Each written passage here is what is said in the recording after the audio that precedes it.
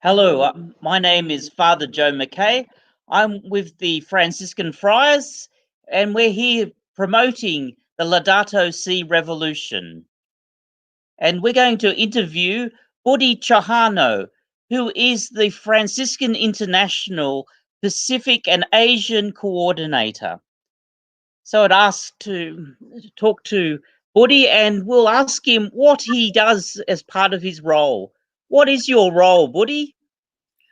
Hi, Joe. Thank you very much for this opportunity, and I'm very glad to be part of this Laudato Si Revolution promoted by the GPIC of the OFM congregation. And I'm very glad to share with you that I work with the Franciscan International, that is the NGO of all the Franciscan families. And what we are trying to do is to really bring the human rights concerns of the Franciscans throughout the world, including in the Pacific Asia as well as elsewhere, to the United Nations, and using the different United Nations mechanisms, in particular the human rights mechanisms, so that they will be able to address their concerns, so that what the UN is doing can have also impact directly to the communities, especially on the human rights issues throughout the world. So we are trying to be the bridge between the people to the UN, as well as the UN to the people. Well, all around the world at the moment, we're facing the COVID pandemic. How do you see this relating to some of the other issues that we're facing, particularly the climate change issue that you've been working on for a long time? Yeah, indeed. You're very right, Joe, that in fact, the COVID pandemic that we are facing now is adding one more challenge, global challenge that we are facing. As you know that while the world is now trying to address the pandemic, the COVID-19 pandemic, we should not remember that we also have the climate crisis that is really threatening our being, not only the human existence, but also our mother nature. And to some extent, the pandemic, the COVID-19 pandemic, has really exacerbated the crisis that we are facing. And they are very much related at some level. As we know that we are in the international community negotiating on the implementation of Paris Agreement, for example, on how to implement the Paris Agreement on climate change. And the whole discussion has to be postponed. So it means the climate actions that are supposed to be negotiated at the international level is postponed now. But at the same time, through this COVID-19 pandemic, we understand that we need to improve our relations with our environment, knowing that, in fact, through the pandemic, we see that the climate change has really put people, those who are marginalized, into more periphery because of the COVID-19 crisis that they are facing. Now they are in more difficult situation. So, say for example, what we are observing here is that because of the COVID-19 crisis that now we are having, we see that people do not have access to certain things that are supposed to have. Access to water, access to healthcare, access to food, etc. So I think it is very clear for us that we cannot solve the issue of pandemic, COVID pandemic 19 only from one perspective, but it has to be done from a global perspective. Climate crisis as well as COVID-19 crisis are very much interlinked. So we have to deal those two issues in a more global and more comprehensive way. Yeah, so it's very much like Pope Francis talks about. We need to listen to the cry of the poor and the cry of the earth together. So in terms of the climate change negotiations, what do you think is happening in the international level in terms of the next COP26 negotiations that are going to occur? It is really a pity that the climate negotiation that was supposed to take place this year in Glasgow in the United Kingdom should be postponed. Of course, we can understand that it cannot be held as planned. But however, it means that the climate actions are again postponed because of this because of the COVID crisis. So if we look at the current negotiation of the United Nations on the issue of climate, there are certain issues which I would like to highlight. The first issue that I would like to highlight is on the implementation of the Paris Agreement. Remember that in 2015, all the nations agreed to have a big plan on how to address the climate crisis, and it is reflected in what we call as Paris Agreement. The Paris Agreement that was adopted in 2015 has to be implemented through a kind of regulations that what we call sometimes Paris rule books on how to implement this Paris Agreement, so that by 2050 we will have we will try to have the zero emission, but also to ensure that the temperature of the planet will not increase more than 1.5 degrees from the pre-industrial period. So in COP26, one of the key issues that is still being discussed is regarding the Article 6 of the Paris Agreement that we call as the carbon trade or carbon credit. So it means that the states are not yet in agreement on how to deal on the carbon credit, on how the emission from one country and the emission from other countries should be aggregated in one way to ensure that the 1.5 target has to be achieved. From us working on the human rights issues, it is very important that the Article 6 negotiations should also include the human rights safeguards. Until now, to our disappointment, the human rights language in the negotiation is not there. So it is still something that we need to push more to ensure that the human rights should be really part of that negotiation. The second thing that is also very important is the fact that by 2020, this year, states should come up with concrete commitments at the national level through what we call as the nationally determined contributions, or NDCs. So the states should renew their commitment on how to achieve the target of 1.5 degrees. Unfortunately, Joe, until now, from the 196 state parties to this climate agreement, only 8 countries that have renewed their commitment so that 1.5 target should not be depassed in 2050. So it's very, very concerning for us that the states, despite all their public relations statements, in reality, they are not sufficiently committing in achieving the target of 1.5 degree. So this is very concerning for us, because if the states do not renew their commitment, and then unfortunately we might not be able to fulfill the promise or the obligation. In fact, we will not be able to fulfill the obligation as it is stipulated in the Paris Agreement on climate change.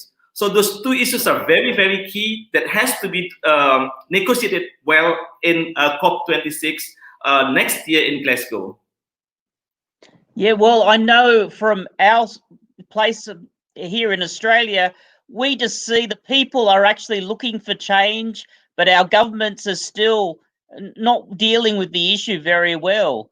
But I think you've made a very interesting point about connecting human rights with climate change. I don't think people see that very often. One area I think you've been talking about is about the right for people to have a healthy environment. How do you see this as part of this negotiation they're calling for change? It is also very interesting that if we look at the human rights perspective, often as you know that our world is very much anthropocentric. We are focusing on ourselves as human beings, but at the same time we often forget that we are part of the nature. We are one element of many elements of the nature. So it's very important to see that our well-being depends a lot on the well-being of the nature as well. If the nature is not well, we are not well. If we are not well, we will also influence the nature. So this kind of understanding has been shared widely by different communities, but unfortunately in the current system that we have, it is not yet recognized.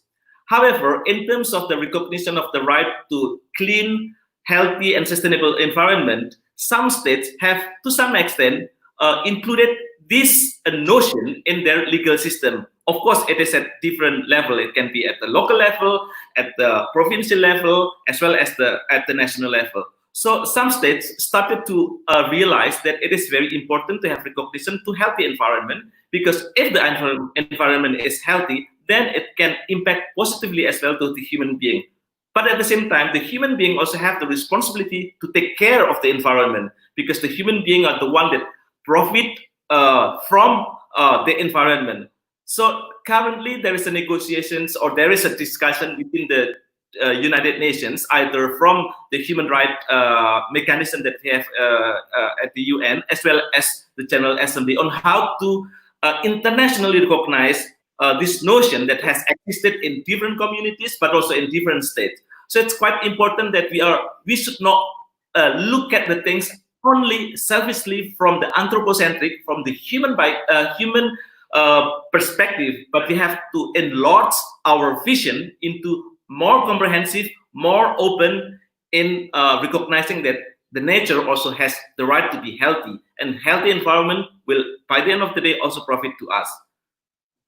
Well, Pope Francis 5 years ago released the Laudato Si encyclical, and he's called for us as the Catholic Church to actually really look at how we can implement it. How do you think Laudato Si sort of fits in with this addressing climate change and the other environmental issues that we face, particularly in this region? As you know, that Laudato Si was issued very timely. It was issued in 2000. It was published in 2005 during the Paris climate change negotiation. So it was very, very timely, because as we know that the member states of the UN have been struggling on agreeing on what they have to do, what we all have to do, knowing that the direction that we have now, that system we have now, will put our planet in danger. So while the negotiation was taking place, Laudato Si was issued. And it was really, really very timely, because Laudato Si, as a moral call from the Catholic Church, from the Pope, and it goes beyond only the Christian community, it goes beyond the faith-based community, but it goes to everyone. So it was very, very useful in reminding ourselves that we have the responsibility to our nature, that we as the human being have to change our way of life, change way of our thinking, and should have the obligation to take care of the nature. So one of the key issues that is very revolutionary in my personal view is that Laudato Si is reminding us again that we should not see the world only from the anthropocentric perspective, only from the human being perspective. And of course, it is very much in the line of the teaching of Saint Francis of Assisi, in which we need to consider moon, river, nature as our siblings, as our brothers and sisters, as our mothers and fathers. So to see that we are at the same level, or we are part of the nature, that we are not called to dominate the nature, but instead we are, as part of the nature, we should take care of the nature.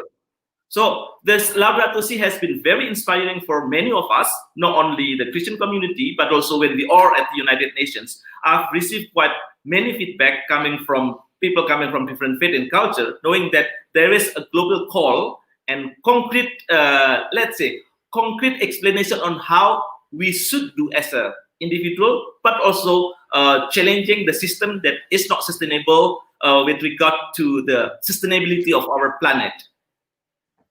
Well, in Asia, Christianity is very much a minority religion. How do you think we, as sort of a minority in Asia, raising Laudato Si as a way of addressing climate change, how do we think we have an effect on the cultures around us and what we're trying to do? It is very true that we are a minority in Asia and the Pacific. But again, we as a Christian, we do not want just to preach, but we have to live through examples, through conviction. So I think it's very important for us as a Christians. So we have to live our conviction. We have to live this Laudato Si through our day-to-day action. So as Christian community, I think we need to show to our fellow Asian, fellow people from the Pacific, that we need to set up examples to see how we have to respect the nature, how we have to live in a sustainable way, how we have to not use the nature as property, but they are as partners with equal value to us.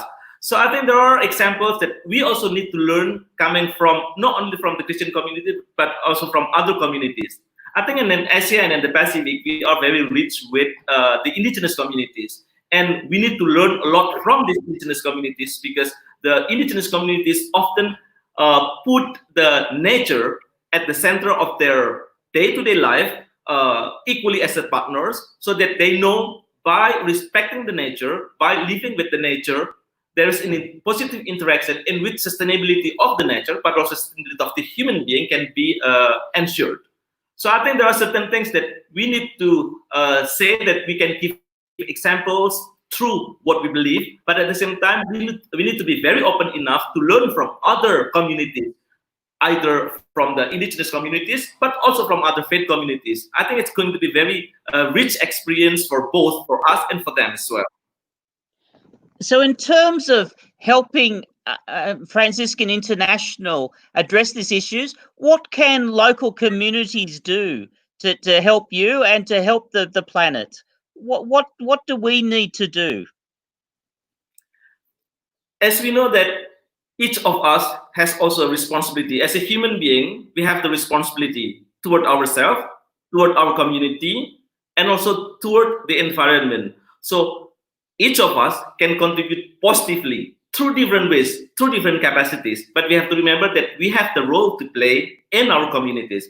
Say, for example, as individual person, I think we need to really question ourselves on our way of living, how we do live, how I, as a person, live Laudato Si in my way of consuming, on my way of consuming, on my way of treating other people, or on my way of treating the environment.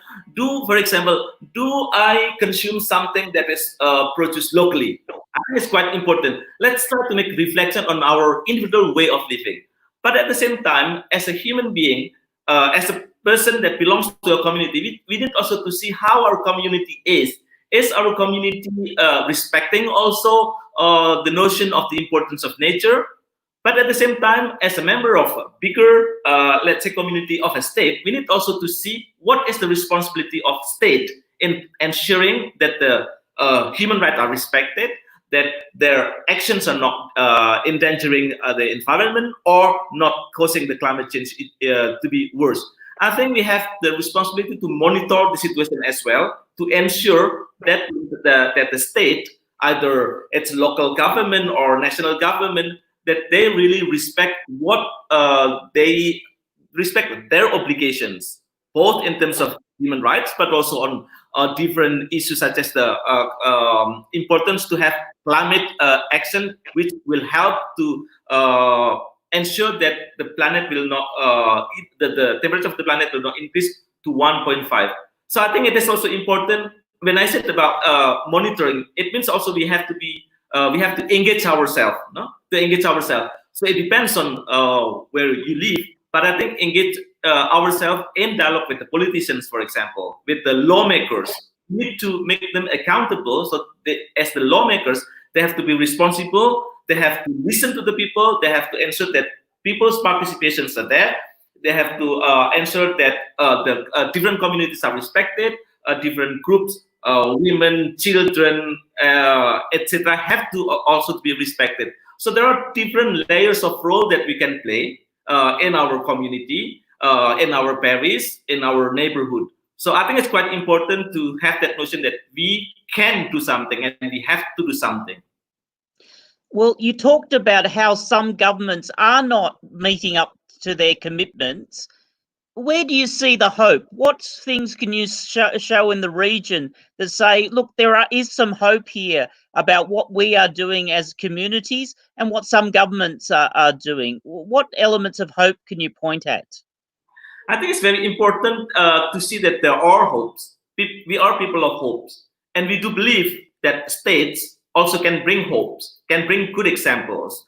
So I can give you some examples that in the Pacific states, for example, the Pacific states are those who are affected by the climate change currently. So they are losing their territories, they are losing their livelihood, they are really, some of the states might disappear before 2100 because of the climate change, despite the fact that they contribute less to the emission, but they are confronted.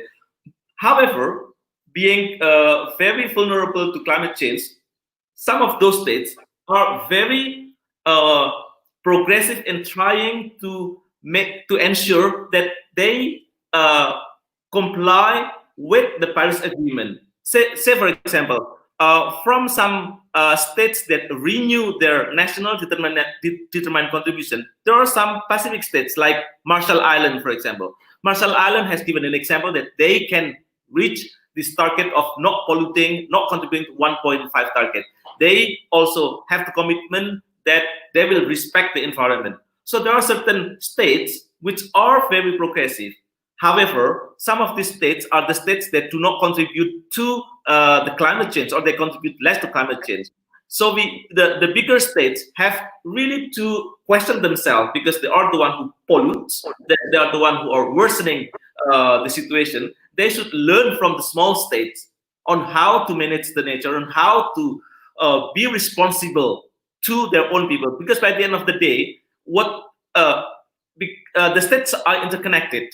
So what happened in one state will affect other states. There's transboundary, let's say, connection. So I think it's very important that the states have to work together. The state should work together. If they work individually, and every state thinks about their own interest, and then the issue of climate change cannot be addressed. So international solidarity, international relation, international commitment is very, very much needed. In terms of our parish communities that we work with and the communities around us, how should we act to encourage our state to actually be good global citizens and to address this? What can we do in our communities to make sure that this happens? I give you a good example that came last month, when the Holy See, the Vatican, has decided to promote about the divestment on fossil fuel. So this is something very concrete, no? Because many our system, our economic system is very much dependent on the fossil fuel, and everyone knows that the fossil fuel is not sustainable, and it creates more problem than providing a solution. So I think it's quite important for us in our parish, in our community, to engage to our local government, to companies, to different institutions, to make sure that we have to phase out from the fossil fuel. Because I think it's quite important that we need to have something that's sustainable, green energy, or trying to consume less. So there are certain roles that we can play. And I'm also quite happy that in some bishop conferences, they issue a kind of guidance on how to live Laudato Si in our parish. So in these different booklets that issued by the different bishop conferences, I'm very sure that there are some activities that we can do at the parish level. Something like how to make my parish a green parish, how to make my parish as a sustainable parish, not using plastic, or not using certain things that are not sustainable. So I think we need to really engage to our community, and our Catholic Church is the parish, to make sure that our parish is a green parish. And then at the bigger level, I think it's quite important as well that the parish, as part of the community, they should also come to dialogue with the politicians, because the politicians, many of the politicians are members of our parish, member of our church. So we have to ensure that these politicians listen to our concerns, and they have to give commitment, because the politicians represent people. They represent the pensioners. So they have to take into account the views that we are sharing or we are having, so that as a politician, they have to have the responsibility that the state or the communities they are representing should be sustainable, and should be able to be part of the bigger community and trying to really save the planet.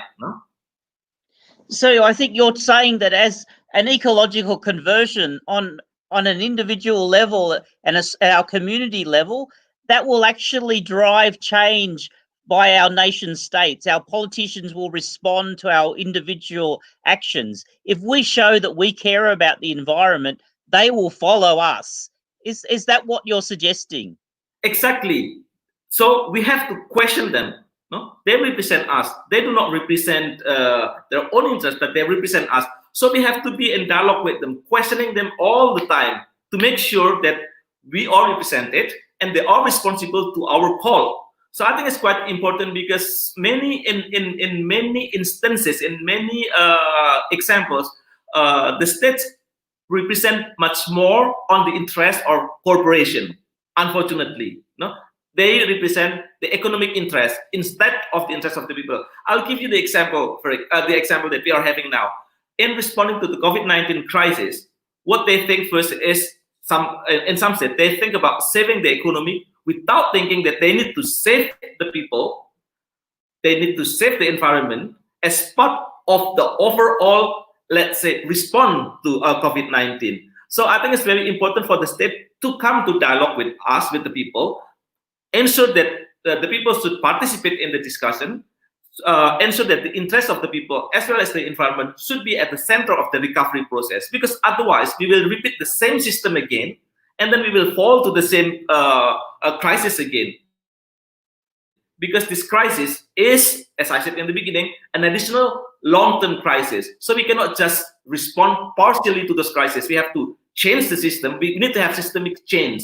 So this is what we can also challenge the politicians when we are in contact with them. Challenge them to question them whether the system that we are having now is really sustainable system, a system that can really address the crisis, multiple crises that we are having now or not. So I think it's very important to challenge the politicians. How do you see young people being involved in this process? We've seen the young people in many places being sort of the leaders of some of this, speaking up for the environment. How do you see that happening around? And what have you seen in Asia about young people being very active on this issue?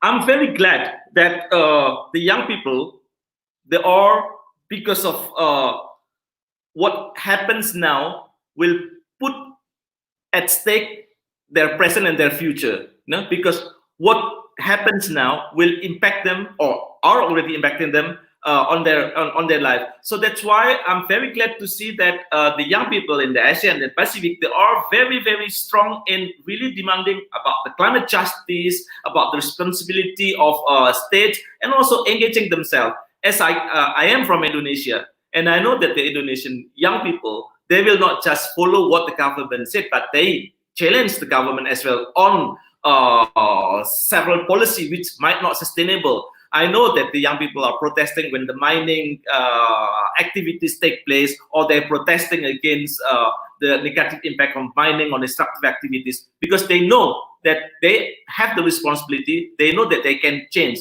So I think it's very important for us really to listen to the young people, really to see what they do and learn from the young people, at the same time providing support for them. No? I think the politicians also take into account the voice of the young people.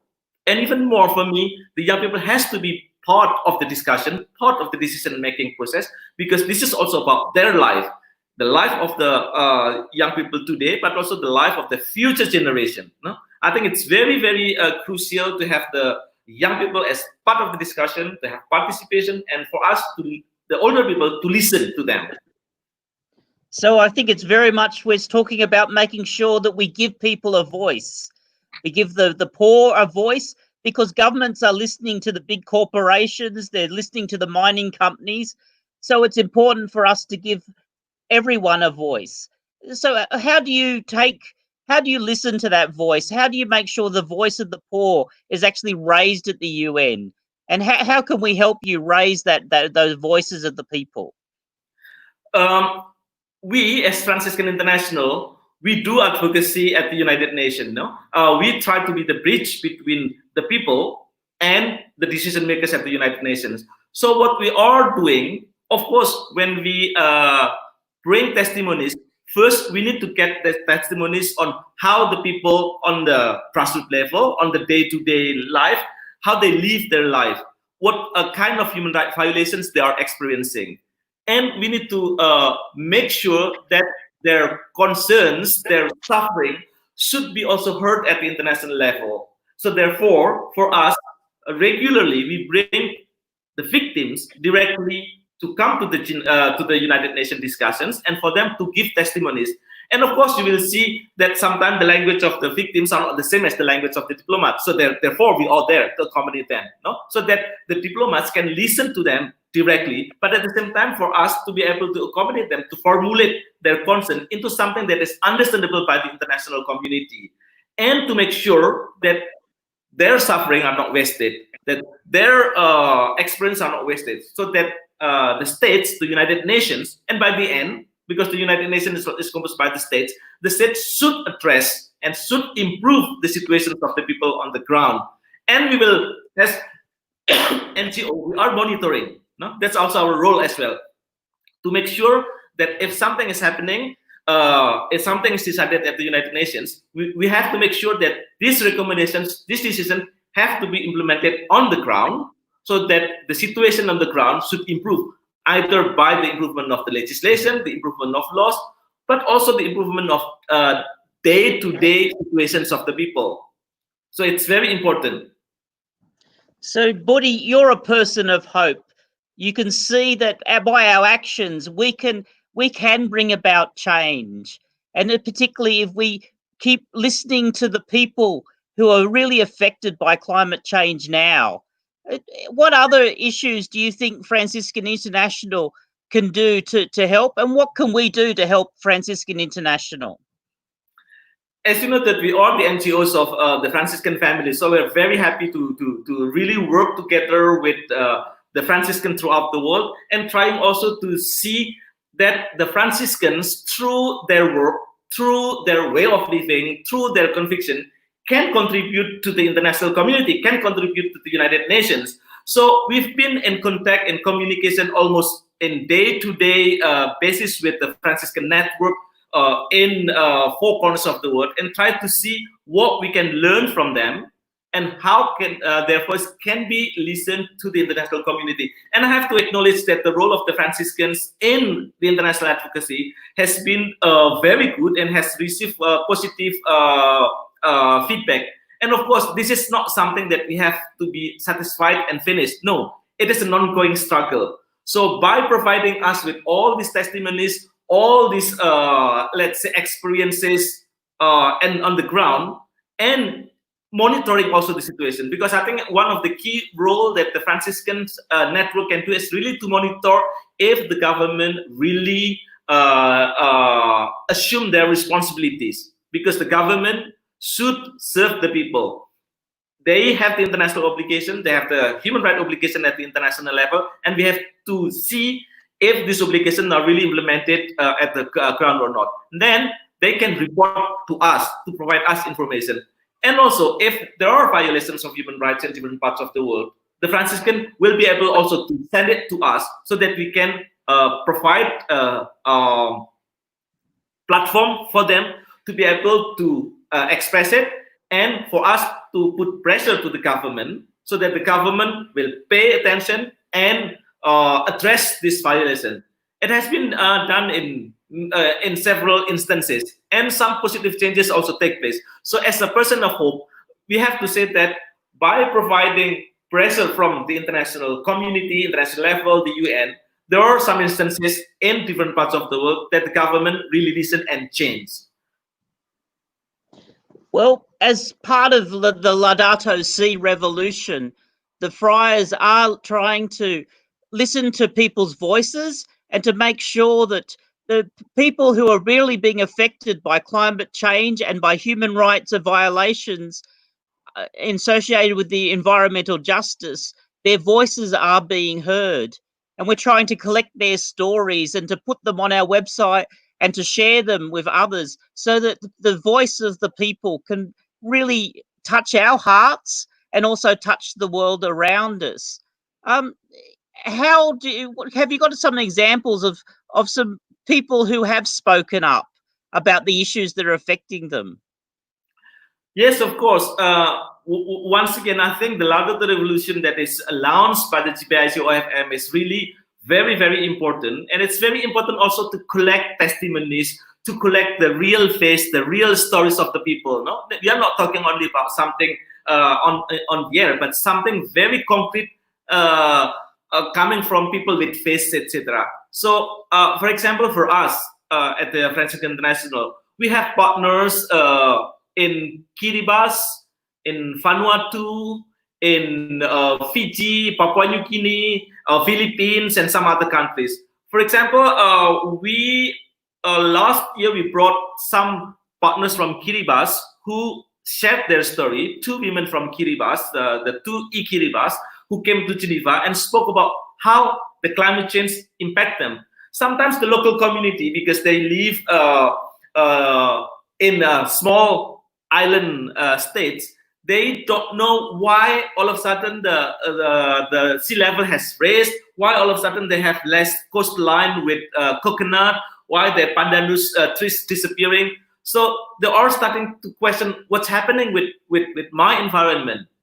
And then they don't understand that in fact their livelihood is affected by the international way of living, let's put it in that way. So they are not contributing to climate change, but they are affected. So this kind of stories, this kind of testimonies, we try to bring it to the UN so that the international community will know that what's happening, I mean, our way of living affect the enjoyment of the human rights of people in Kiribati. So the two ladies who came here to Geneva, they spoke at the United Nations, they provide testimonies, they asked the international community to really respect their obligation so that the rights of the people in Kiribati, especially with regard to the climate change, should not be affected. And they have to have the responsibility to address the problems of the people in Kiribati. So that's a concrete that we can give. Yeah, so if speaking to, I think I've just got a question on the screen from a parish. It says from St. Joseph and St. Anthony Parish. Who will drive the top level change for the international church? You know, how do you see the church itself driving the work? Is it top down or is it bottom up? I think it has to be done both ways. No, I think it's very important that it has to be done both ways. As a member of the church, as I said in the beginning as well, that we also have the responsibility. But at the same time, the church as an institution, you know, as hierarchical institution, they also have the responsibility. And I do believe that Pope Francis has given examples, concrete examples, keeping the distance or trying to see that the problem is not only on the surface, but knowing that the problem, the crisis that we have now is in a layers of crisis that has to be addressed comprehensively, that we have to question our system. We have to have systemic change because we know that the system that we have now is not sustainable. So I think the church has taken quite strong position. As I said, the church has called about divestment from fossil fuel. The Vatican has given example of divesting from fossil fuel. This is one of the concrete steps in trying to address all this problem. And we know as well that, for example, on the COVID-19, most of the parishes stopped having mass in the church, keeping the distance. So I do believe that the church in different instances have given good examples. But again, as a parishioner, as a person, we also need to take that responsibility. It is the two ways on how to react to this crisis. So you're saying that the Catholic Church has shown some leadership. I think the Franciscan friars are trying to follow the example of Pope Francis, but all of us need to take responsibility and all of us need to act. That's what you're saying. Yes, that in fact that we can contribute. We need to contribute and we can contribute. I think it is very important to live in a life that is more hopeful, looking at the glass half full instead of half empty. Because this is our responsibility. No? It's not the responsibility of others only, but our responsibility. I think it's very important to see in that way, because otherwise it's not going to help to solve the problem. And I do believe that we need to do more. Not only saying that I'm satisfied what we are doing now, I'm okay with now, but we have to do more. The same with the church. The church has given some examples, but it's not enough. It has to be done more. The state has done something, but it's not enough. It has to be done more, and the time is tickling. If we don't react now and we don't do now in a more sustainable and more, how to say, interconnected ways, things will not move in a good direction. So the hope is there. We have to do something. We have to work together, and we know that we can overcome the problem. Well, the friars are trying, the Franciscan friars around the world are trying to be involved with the Franciscan initiative of the Laudato Si Revolution, and we have a website set up, and our leadership and the JPIC office is trying to encourage us to act. But we've got to go beyond just thinking about it. We need to start acting. Oh, is there any last words you'd like to say to the friars around the world about how they should act and the need to act? Yes, there's a need to act now, and we can change the world. We can contribute positively, knowing that the friars are connected with the people. They are part of the people. You are part of us. We are part of you. So I think together we will be able to change the world by really living a way of life that is responsible, living Laudato Si in our day-to-day life, and ensuring that Laudato Si is not only something on the air, but Laudato Si is something that we need to live. It's to be our way of living. So I think that's my last message for the friars, but also for everyone else. Well, Budi, I'd like to say God bless your work. I know you're a very hard worker, and you've said some words that encourage us. You've mentioned that there is hope. But we need to act. We can't just wait for other people to act. Each of us have to learn how to act. So I'd ask everyone who's watching this to think in their hearts about how they can change, about how they can become the voice of the people, how they can be swept up in the message that Pope Francis has for each one of us, that God loves this place. God loves the earth. He wants us to care for it. So we are called to be actors, not to sit on the sidelines. So I ask the Lord to send His Spirit amongst us, to change our hearts and lead us to more deeply care for the poor around us, and also to care for our world, which we all love and which is our common home. So God bless you all. God bless you, Budi, and God bless everyone who's watched this interview. Thank you very much. Thank you.